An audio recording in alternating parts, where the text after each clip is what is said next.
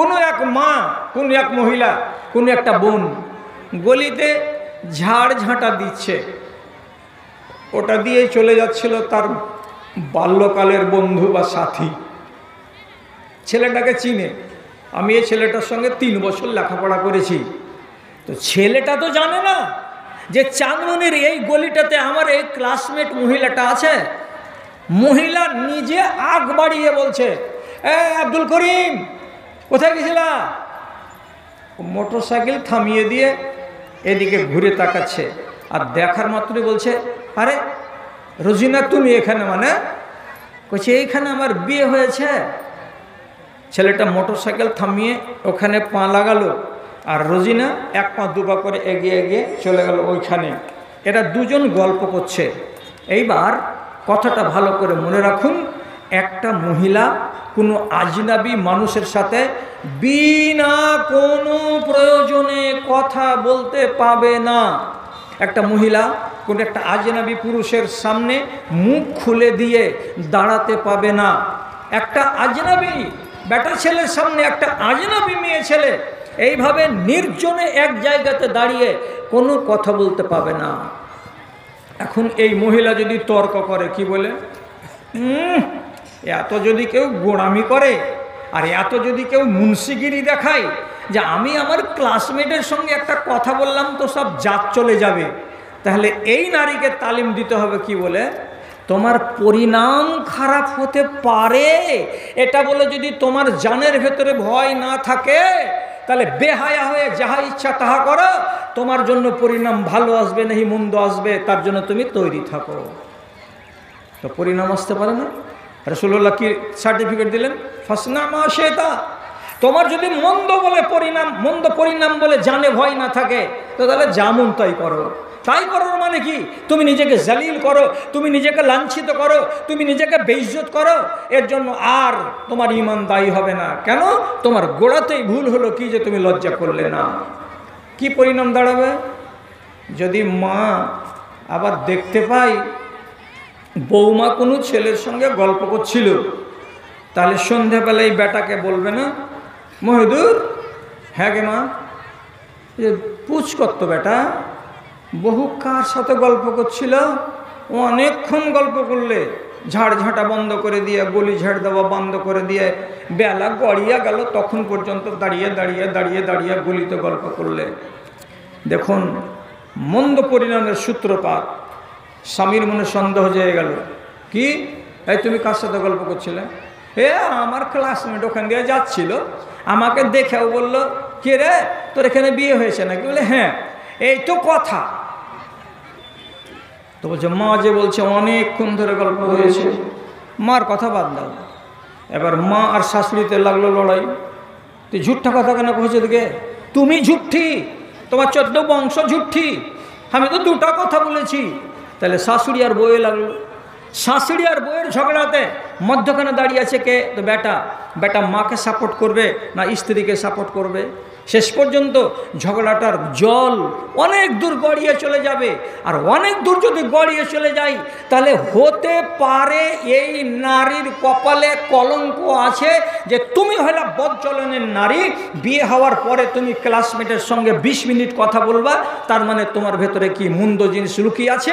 তোমার মতো বেটি ছেলেকে আমি স্ত্রী বলে রাখবো না, তুমি হলো পরনাষ্টা নারী, আমার বিশ্বাস তোমার উপর থেকে উঠে গেল, তোমাকে আমি আর পছন্দ করি না। এই যে দানা বাঁধবে দিলের ভিতরে, 3 দিন পর 4 দিন পর ঘা বড় হবে, ঘা বড় হতে হতে হতে হতে আর একদিন হবে কি, এই অবিশ্বাস দুজনের সংসারে ফাটল ধরাবে। মহিলাকে তখন নিজের বাপের বাড়ি চলে যেতে হবে। এখানেই শেষ নয়, কতটি ঝগড়া আছে। বাটনা মাদ্রাসায় ফতুয়া যাবে, কি ছেলেটা ছেড়ে দিবে, কি করা যাবে? তো মোহর দিয়ে দিবে, তালাক দিয়ে দিবে, বাস হয়ে গেল। তখন কোর্টে যাবে, কোর্টে যেতে গেলে তাকে মাসে মাসে 7,000 টাকা করে টানতে হবে। কতদিন? যতদিন এই মেয়েটির বিয়ে না হবে। আবার যদি উল্টো হয় যে এই মহিলাই বলছে ওর ভাত খাবো না, ভাত খাবি না তো তাহলে মোহরানা ঘুরিয়ে দে, ও যে 1 বছর আমার কাছে থাকলো তো মোহরানা কেন ঘুরিয়ে দিব? ঘুরিয়েও দিবেও না, খোলাও হবে না, সমাজ বসবে, লড়ালড়ি হবে, ফাসাদ হবে গ্রামের ভেতরে, কত জল কত দূর গড়িয়ে চলে যাবে। আপনি বুঝতে পারছেন? এই জন্য নবীজি আগেই সার্টিফিকেট দিয়ে বলেছেন, তোমাকে যদি লজ্জা না থাকে, অর্থাৎ তোমার পরিণাম কিছু ভয়ঙ্কর হতে পারে, এ কথার চিন্তা যদি মগজে না থাকে, তাহলে তোমার যেমন লাগে তাই করবা। মুখ পুড়ে যেতেও পারে, মুখ পুড়ে ছাই হয়ে যেতেও পারে। অতএব কি শিখলাম? লজ্জা এমন একটা গুণ, যে গুণটা মানুষের ভেতরে থাকতে গেলে তার ঈমান বৃদ্ধি হয়, মানুষটার ঈমান তাজা থাকে। এবং এই ভালো গুণটার সঙ্গে আল্লাহ জড়িয়ে, এই ভালো গুণের সঙ্গে নবী জড়িয়ে, এই ভালো গুণের সঙ্গে সাহাবায়ে কেরাম জড়িয়ে, সবাই জড়িয়ে। আপনাকে একটা কথা বলি, বেশি লম্বা চড়া কথা বলছি না, আপনাকে একটা ছোট্ট করে হাদিস বলছি। আল্লাহ তাআলা হায়া করেন না করেন না? সহিহ হাদিস, আল্লাহ রাব্বুল আলামিন নবী বলছেন, ইন্নাল্লাহা হাইউন কারীমুন ইয়াস্তাহি মিন আবদিহি ইযা রাফা'a ইয়াদাইহি আন ইয়ারুদ্দাহু সিফরা। কি বলা হলো? একটা বান্দা যদি সে নিজের মুসাল্লাতে বসে বসে এইরকম করে দুখানা হাতকে তুলে দিয়ে আল্লাহ রাব্বুল আলামিনের কাছে কিছু চাই, কিছু যদি দরখাস্ত করে, যেমন কোনগুলো দোয়া? আল্লাহুম্মা ইন্নী আসআলুকাল জান্নাতাল ফিরদাউস, আল্লাহুম্মা ইন্নী আসআলুকা ইলমান নাফিআন।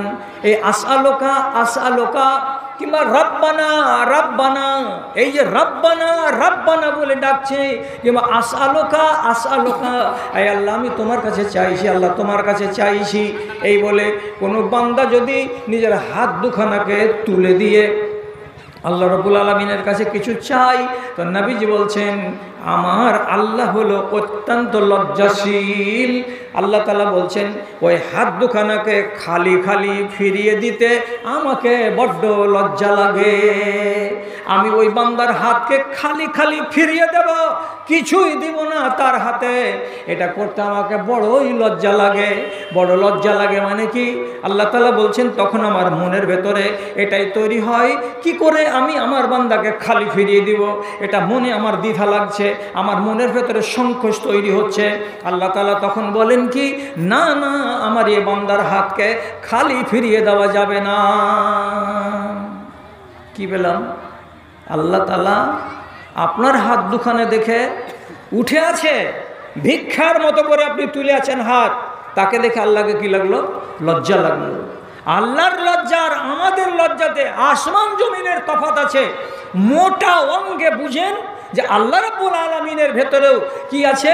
লজ্জাবোধ আছে। ইয়াকে দিব না? কি বলবে লোকটা? কি বলবে মানে? কি বলবে মানে কি? একটু পরেই, 3 দিন পরেই এই লোকটা যদি উল্টা কথা শুরু করে দাও আল্লাহর শানে, কি বলে উল্টা শুরু করবে? হ্যাঁ, কত চাইলাম, দোয়া করে করে হাত উঠিয়ে উঠিয়ে হাতকে মানে ঢিল করে দিলাম, বগলে ব্যথা হয়ে গেল, কিন্তু আল্লাহ তাআলা দেয় না তো। না না না, আল্লাহ গরিবকে দিবে না, আল্লাহ দিবে তো সব লাট সাহেবগুলোকে দিবে।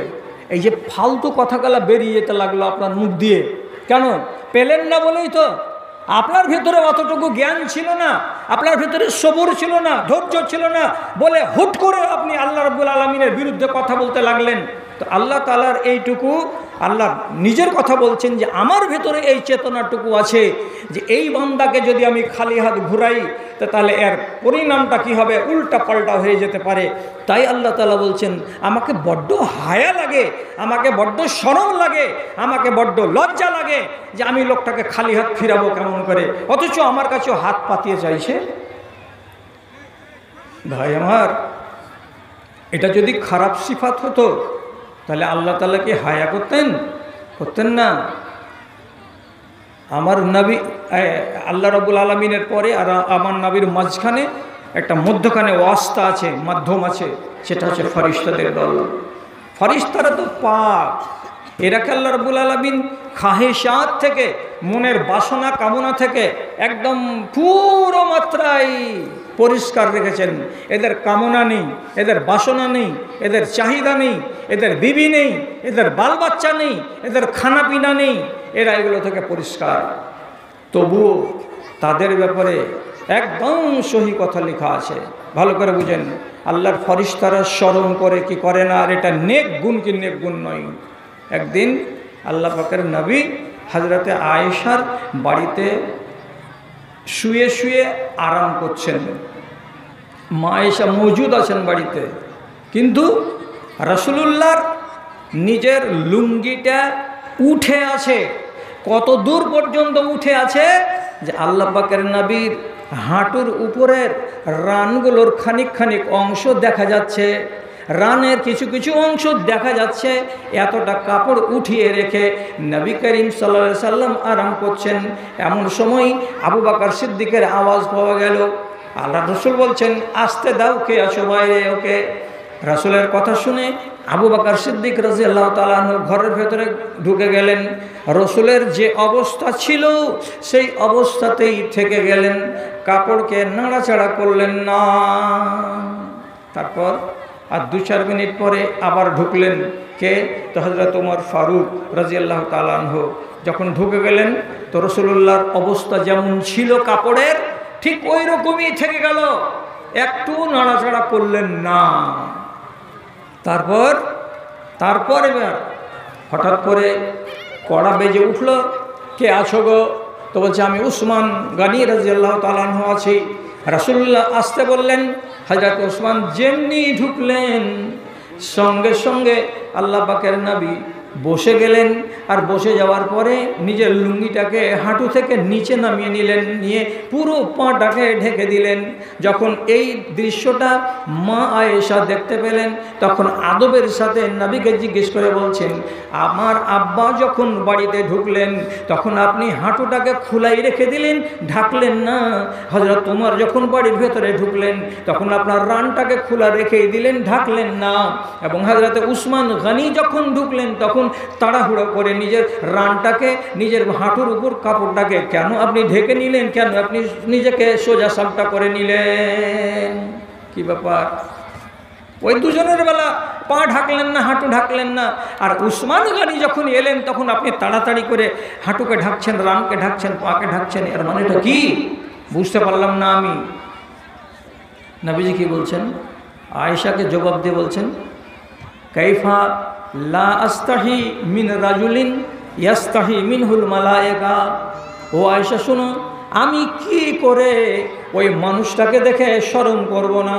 আমি এই লোকটাকে দেখে কেন শরম করব না? যেই লোকটাকে দেখতে গেলে আল্লাহর ফরিস্তারা ঝাঁকে ঝাঁকে আসে এবং শরম করে। আল্লাহর ফরিস্তারা লজ্জা করে কাকে দেখে? তো উসমান গনিকে দেখে। তো তাহলে যে মানুষটাকে দেখে আল্লাহর ফরিস্তারা শরম করে, ওই মানুষটাকে দেখে আমি নবী মুহাম্মদ কেন শরম করব না? এই জন্য উসমানের বেলায় শরম করে নিজের রানটাকে ঢেকে দিলাম, লুঙ্গিটাকে আমি নিচে নামিয়ে দিলাম। তাহলে হযরত উসমানের সম্মানার্থে আল্লাহর ফরিস্তারা কি করেন? লজ্জা করেন, আল্লাহর ফরিস্তারা শরম বোধ করেন। কি বুঝতে পারলাম? হ্যাঁ, এই ভালো চরিত্র বলেই এই সিফাতটা, এই গুণটা কার ভেতরে আছে? আল্লাহর ফরিস্তাদের ভেতরে আছে। অন্য এক হাদিসে আছে, নবীজি একদিন রাতের বেলায় এতে গেলেন, বাকিতে গেলেন, কবরস্থানে। তো বাকি কবরস্থানে গেলেন, সেখানে গিয়ে দোয়া মাংলেন কবরবাসীদের জন্য। তো লম্বা চওড়া হাদিসের একটু শর্ট কথা বলি, শর্ট যেটুকু আমার নেওয়ার আজকের মতো সেটুকু এই, হযরত আয়েশা পিছনে পিছনে চলে গেছিলেন, দিয়ে দেখতে গেছিলেন যে রাসূলুল্লাহ কি আমার বাড়ি বাদ দিয়ে অন্য কোনো বিবির বাড়ি চলে গেলেন নাকি। তো দেখছেন রাসূলুল্লাহ এখানে দাঁড়িয়ে দাঁড়িয়ে দোয়া করছেন। তারপরে যখন রসুল বাড়ির দিকে রওনা হয়েছেন তখন হযরত আয়েশাও বাড়ির দিকে রওনা হয়ে গেছেন। হাঁপতে হাঁপতে হাঁপতে হাঁপতে আয়েশা বাড়িতে ঢুকলেন, রাসূল করিমও বাড়িতে ঢুকলেন। ঢোকার পরে তখন আয়েশা যেমনি এমনি করে জোরে জোরে হাঁটার কারণে হাঁপছেন। তখন রাসূলুল্লাহ বলছেন, কি ব্যাপার, তুমি হাঁপছো কেন এত? তখন বলছে, না কিছু নাই, এমনি এমনি একটু এরকম করছে। তখন রাসূলুল্লাহ বললেন, খবরটা সত্য সত্য দিয়ে দাও, আর না যদি দিবা তো যে আমাকে খবর দেয় সে খবর দিয়েই দেবে, অতএব লুকিয়ে রাখিও না সত্যটা কি। তখন আম্মা আয়েশা বললেন, ব্যাপারটা এই, আপনাকে আমি চেক করার জন্য আপনার পিছনে পিছনে রওনা হয়েছিলাম কবরগাহ পর্যন্ত। আপনি যখন উল্টো পথে রওনা হলেন তখন আমিও দৌড়ে দৌড়ে বাড়ি এসেছি বলে আমার শ্বাসটা ফুলছিল, আমি হাঁপাচ্ছিলাম। তখন নবীজি বলছেন, জানি জিবরিল, কিছুক্ষণ আগে আমার কাছে জিবরিল এসেছিলেন, ও আনতে নাইমা, তুমি ঘরের ভেতরে, আনতে ওয়াজিআতুন সিয়াবাকে, তোমার ঘরের ভেতরে তুমি ছিলে, আমিও ছিলাম। কিন্তু তোমার গায়ে কাপড় ছিল না। ভালোভাবে নিধের অবস্থাতে মানুষের গায়ে ঠিকঠাক কাপড় থাকে না। তোমার মাথাটা খোলা ছিল, নিধের অবস্থায় তোমার পেট ফাঁকা ছিল, তোমার হাতগুলো খোলা খোলা ছিল। এই টাইমে হযরতে জিবরিল আমার কাছে এলেন, ঘরের ভেতরে চলে যেতেন, কিন্তু গেলেন না। কেন গেলেন না? যে তুমি উলঙ্গ, খানিকটা উলঙ্গ হয়ে, খানিকটা আধা উলঙ্গ হয়ে, অর্থাৎ কাপড়কে ফেলে দিয়ে এলোমেলো হয়ে শুয়ে আছো। আর এই রকম অবস্থায় যদি জিবরিল চলে যান মানুষের সকালে, আর তুমি যদি জানতে পারো, তাহলে তোমার ভেতরে একটা কেমন কেমন ভাব তৈরি হবে। আর তাতে তুমি লজ্জা পেয়ে যাবে বেশি বেশি মাত্রায়, যে আহারে একটা আলগা মানুষ আমাকে দেখে নিল, আমার শরীরটা তার নজরে পড়ে গেল। এই জন্য তোমাকে ঝামেলায় ফেলবে না, তোমাকে লজ্জায় ফেলবে না বলে হযরতে জিবরিল নিজে লজ্জা বোধ করলেন, করে বাড়ির বাইরে গেটের কাছে দাঁড়িয়ে থাকলেন, তোমার ঘরের ভেতরে ঢুকলেন না। তাহলে হযরতে জিবরিলের মতো ফেরেশতা তিনিও বলছেন যে ওই হাদিস থেকে তিনিও শামিল। আবার এই হাদিস থেকে আলাদাভাবে জানা যাচ্ছে যে হযরতে জিবরিল আলাইহিস সালাতু ওয়াস সালাম তিনি এই মহৎ গুণে গুণান্বিত, তার ভেতরেও লজ্জা বোধ ছিল, আছে, এই নেক চরিত্র তার ভেতরে আছে। জি হ্যাঁ আমার ভাই জানেরা, কথাগুলোকে একটু মন দিয়ে শুনবেন। যদি কাম দেয় কোনো দিন যে এই লজ্জা থাকতে গেলে আমাদের উপকার কতটা হয় আর কতটা হয় না, সহি কথা বলছি আপনাকে। একদিন রাসূলুল্লাহর শালি বলেন না, হয় 150 বলেন, যেটাই বলবেন, হযরত আয়েশার বড় বোন, তার নাম হচ্ছে আসমা রাদিয়াল্লাহু তাআলা আনহা, উনি উনার স্বামীর খেজুরের বাগান থেকে কিছু খেজুর পেড়ে নিয়ে আসছেন। কেন যে হযরতে জুবায়ের রাদিয়াল্লাহু তাআলা আনহু ছিলেন খুব কড়া মিজাজের সাহাবী। তিনি নিজের স্ত্রীদেরকে বসিয়ে বসে খেতে দিতেন না। 4টা স্ত্রী, কিন্তু কেউ যে বসে খাবে এরকম তার মিজাজে ছিল না। যাও খেজুর পেড়ে আনো, বাগানে খেজুর আছে, তো যাও লকড়ি নিয়ে আসো, খেজুরের বাগানে শুকনো শুকনো ডাল আছে, 2-4 খান 5 খান করে পেড়ে আনো, এনে নিজের রান্না বান্না করো। এখান থেকে ওলামায়ে দ্বীন অনেকগুলো মশলা বের করেছেন, তার ভিতরে এইটা একটা মশলা। কি মশলা? যে আসমা রাদিয়াল্লাহু তাআলা আনহা বাড়ি ছেড়ে 1 কিলোমিটার 1.5 কিলোমিটার দূরে স্বামীর বাগান থেকে খেজুর পেড়ে মাথায় করে চলে আসছেন বাড়ি। তাহলে এবার প্রশ্নটা হলো, মেয়ে ছেলে পেলে কি নিজের গলিতে গরুর নান্দে পানি দিতে পারে? মেয়ে ছেলে পেলে কি তার স্বামীর থাকতেই গলিতে গরুর নান্দে চারা দিতে পারে? হয়তো কোনো কোনো মৌলভী সাহেব বলে দিবে মদটা বাড়িতে বসে থাকবে আর বেটি ছেলেটা গলিতে গরুকে পানি দিবে, গরুকে চারা দিবে। কেন? মেয়ে ছেলের বাইরে আসা যায় না। আরে ফলস কথা, এটা একবারে ফালতু কথা। স্বামী যদি তার চাই যে আমার স্ত্রী এই কাজটা করবে, সে জানে, অথচ সে হুকুম করছে নিজের স্ত্রীকে যে যাও গলিতে তুমি গরুর নান্দে চারা দিয়ে আসো। স্ত্রী যদি চারা দিয়ে আসে পর্দার সহিত, 1 পয়সা ক্ষতি নাই। কেন? বাড়ি থেকে 1 কিলোমিটার 1.5 কিলোমিটার দূরে খেজুরের বাগান থেকে খেজুর পেড়ে আনছেন কে? হযরত জুবাইরের স্ত্রী আসমা রাদিয়াল্লাহু তাআলা আনহা। কাজের কথাটা কি? রাস্তাতে দেখা হয়ে গেল নবী করিম সাল্লাল্লাহু আলাইহি সাল্লামের সাথে। আল্লাহ পাকের নবী যখন চিনে নিলেন এটা আমার 150 আবু বকরের বেটি আয়েশার বোন, তখন তিনি রিশতা সম্পর্ককে সামনে এনে দিয়ে একটুখানি মেহেরবান হয়ে গেলেন। আর মেহেরবান হয়ে যাওয়ার পরে নিজের উটটাকে তার কাছে নিয়ে গিয়ে বসিয়ে দিলেন। আর বসিয়ে দেওয়ার পরে বলছেন, ও আসমা, আমি তোমার ভগ্নিপতি, আমি আয়েশার স্বামী, আমি তোমাকে নিজে থেকে অফার দিয়ে বলছি, তুমি এইরকম প্রখর রোদে পা পুড়িয়ে পুড়িয়ে হেঁটে হেঁটে বাড়ি যেও না। আমি উটটাকে বসিয়ে দিলাম, তুমি এইবার আমার উটের উপরে বসে যাও, আমার পিছন দিকে সবার হয়ে যাও, আমি তোমাকে তোমার বাড়ি পর্যন্ত পৌঁছে দিয়ে চলে আসব। তোমার জানে আরাম হবে, তোমার সুখ হবে, এই জন্য তোমাকে প্রস্তাবটা দিলাম। চলো আমার উঠে উঠে যাও। উঠে তো ডবল বসা, 3 ডবল বসা, এটা তো অভ্যাস আছে আরবদের। রাসূলুল্লাহ ডাকছেন কাকে? নিজের 150কে, যে তুমি উঠো, আমি তোমার ভগ্নিপতি ডাকছি তোমাকে, চলো আমার সাথে সাথে তোমার বাড়ি পর্যন্ত পৌঁছে দিই। তো উনি যদি ইচ্ছা করতেন যে উঠে যাব, তো উঠে যেতে পারতেন। কেন যে এটা সাধারণ ভগ্নিপতি নয়, ইনি হচ্ছেন রাহমাতুল্লিল আলামিন, দয়ার কাণ্ডারি। তিনি হচ্ছেন নবী, একজন পয়গম্বর, সাধারণ মানুষ নয়। কিন্তু তা সত্ত্বেও তখন উনি কি বলছেন? হযরত আসমা কি বলছেন? ইস্তাহিয়াইতু আন আসিরা খালফার রিজাল। আমি আমার ভগ্নিপতিকে বলছি, হে আল্লাহর রসুল, আপনি আমার খাতিরে উটটাকে বসিয়েছেন, ভালো কথা। আপনি আমাকে পিছন দিকে বসতে বলছেন, বাড়ি পর্যন্ত পৌঁছে দিবেন, ভালো কথা। কিন্তু আমাকে বড্ড লজ্জা লাগছে, আমার মনে বড্ড দ্বিধা হচ্ছে, আমার মনের ভেতরে বড্ড সংকোচ তৈরি হচ্ছে। এর মানে কি? এই যে সংকোচ তৈরি হচ্ছে, কিসের ভয়ে? হতে পারে এই কাজটার পরিণামে কোনো একটা খারাপ জিনিস আমার সামনে চলে আসতে পারে, যেটা আমি কামনা করি না, যেটা আমি বাসনা করি না, এমন একটা রেজাল্ট চলে আসতে পারে। তার জন্য আমি বলছি, আমাকে বড্ড লজ্জা লাগছে, আমাকে বড্ড শরম লাগছে আপনার পিছন দিকে বসে বসে বাড়ি পর্যন্ত যাওয়া। তাই আমি বসবো না, আপনি উটটাকে খাড়ো করেন, আর খাড়ো করার পরে আপনি বাড়ি চলে যান। আমি হেঁটে যাচ্ছি, তো হেঁটেই বাড়ি চলে যাব। আচ্ছা, উনার জানে হায়া চলে এলো। তো হায়ার কি মানে বলেছিলাম?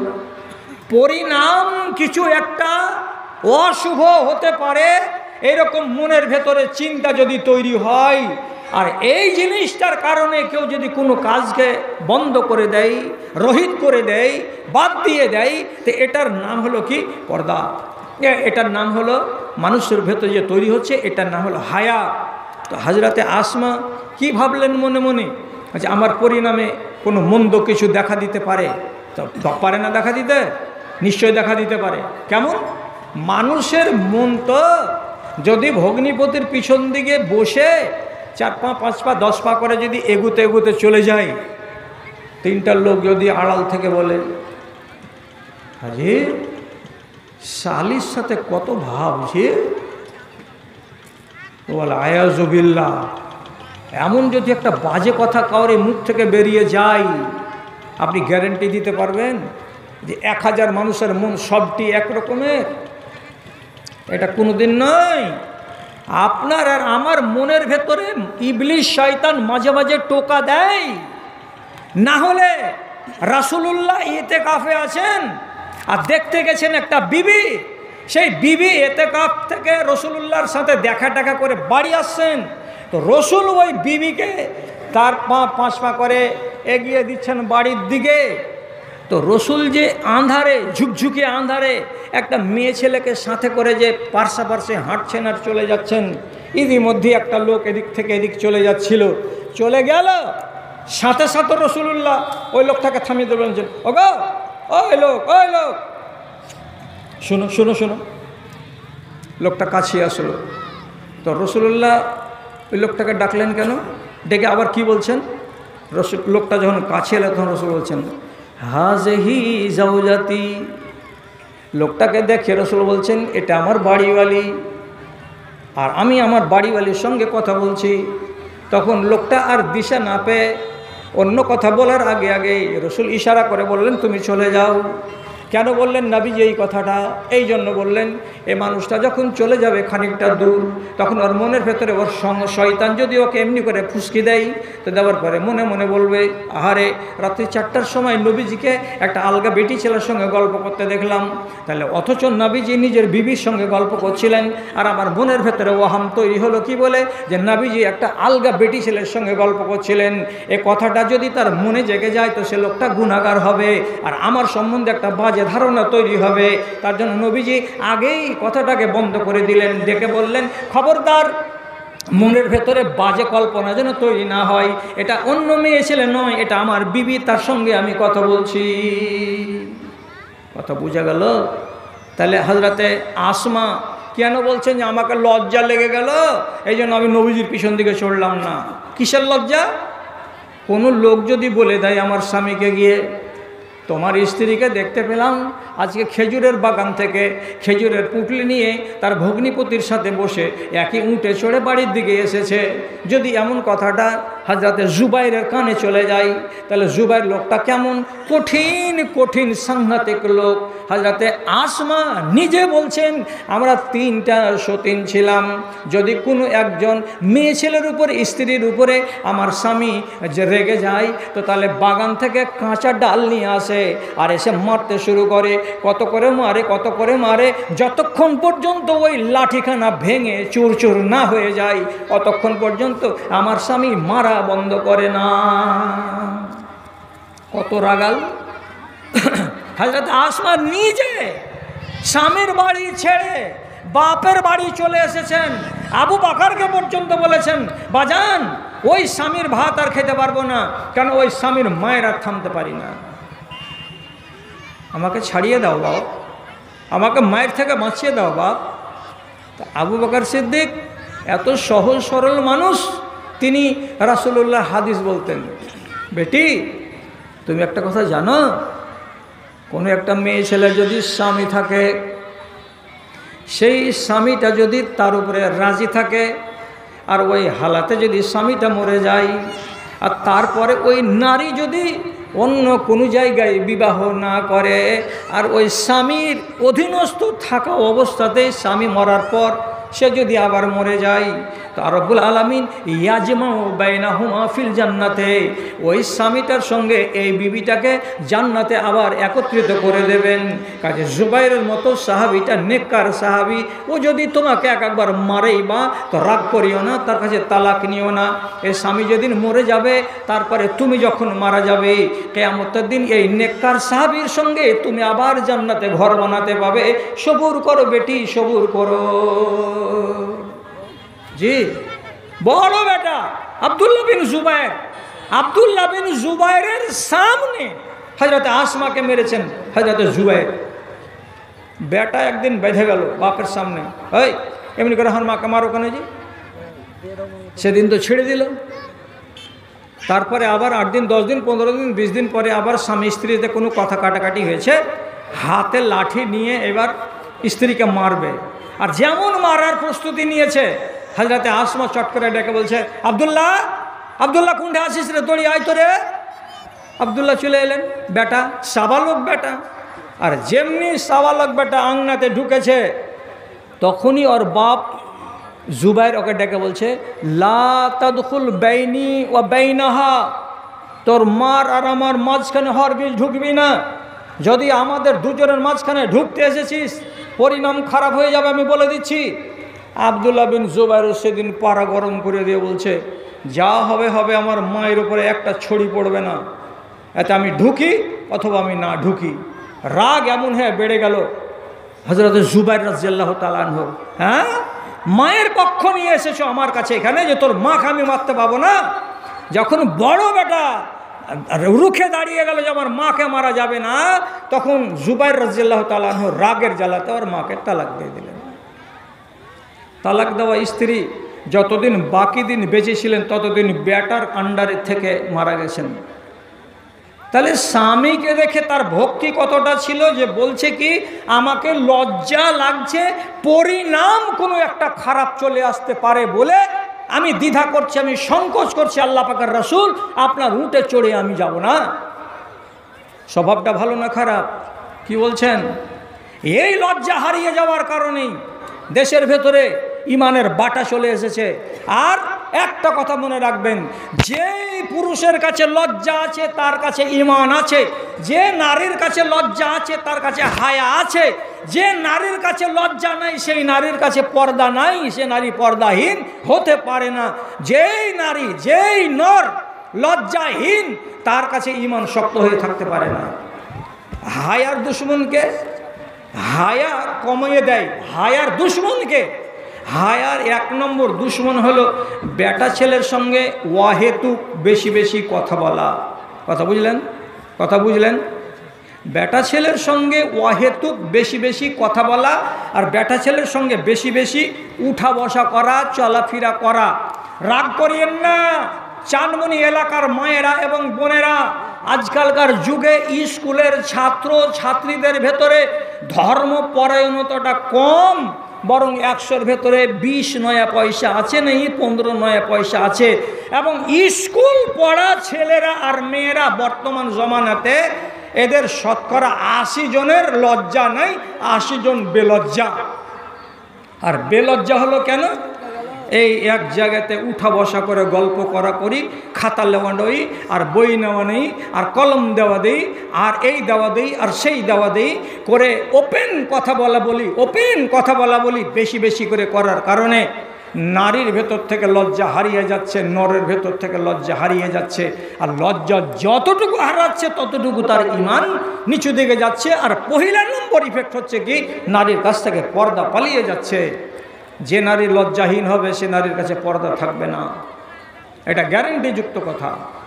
ভাইরা আমার, তাহলে লজ্জা কত দামি জিনিস, একটা ব্রেকের মতো আপনাকে বাঁচিয়ে রাখবে, আপনার ঈমানকে হেফাজত করবে এই লজ্জা।